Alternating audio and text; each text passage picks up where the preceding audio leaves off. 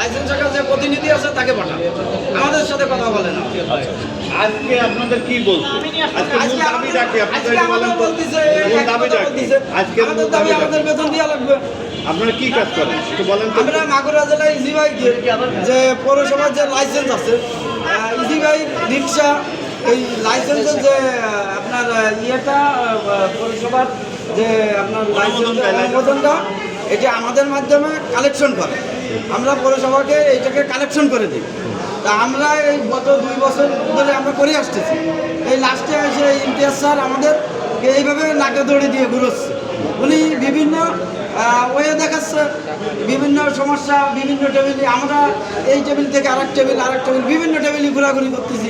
আমাদের লাস্টে 2 মাসের টাইটে গেছে। আমরা টোটাল আমাদের যে 5 সদস্যের একটা কমিটি করেছে মাগুরা পৌরসভা।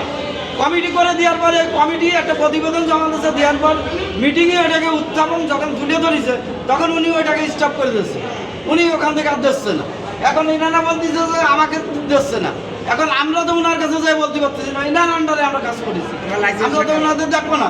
কীভাবে উপস্থাপন করবে উনি করবে, কীভাবে আমাদের বেতন দেবে উনি করবে। ঠিক আছে, জেলা প্রশাসক তো এখন